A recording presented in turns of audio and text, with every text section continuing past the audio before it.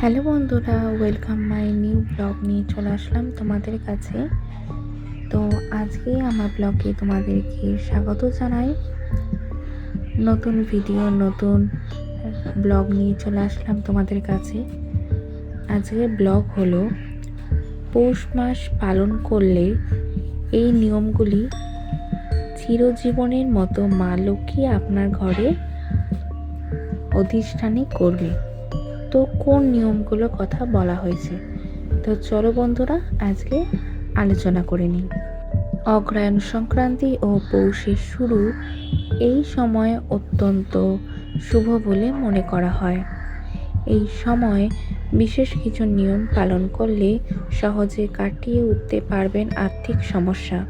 বিশেষ এই আচার পালন করলে মনে করা হয় সারা জীবনের মতো আর্থিক সমস্যা কাটিয়ে উঠতে পারবেন আপনি।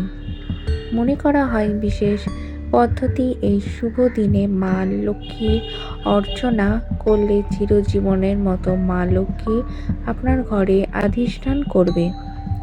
তবে চলুন জেনে নেওয়া যাক পৌষ মাসে কোন উপায় ঘুরবে আপনার অর্থভাগ্য।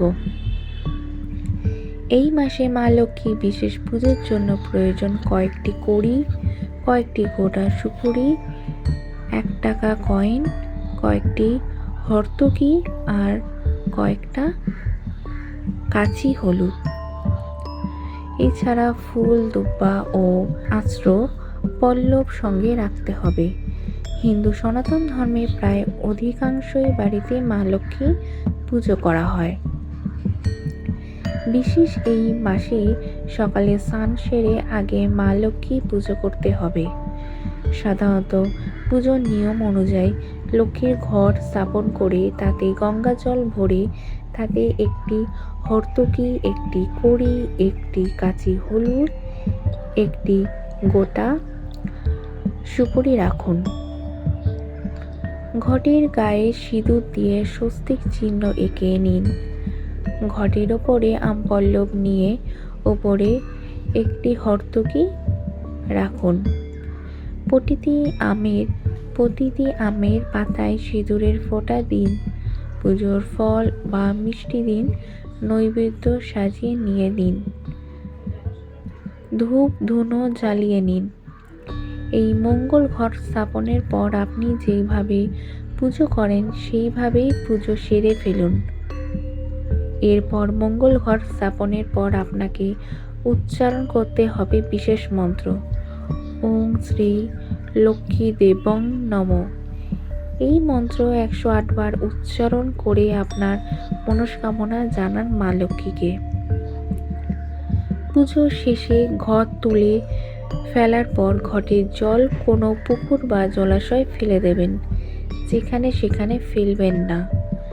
সঠিকভাবে নিয়ম মেনে উপাচারগুলি মেনে চললেই আপনি ফল পাবেন হাতে নাতে।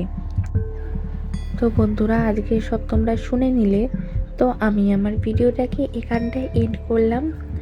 ভিডিওটা ভালো লাগলে অবশ্যই ভিডিওটাকে কমেন্ট করবে, একটা লাইক করে দেবে আর ভিডিওটাকে একটা শেয়ার করে দেবে।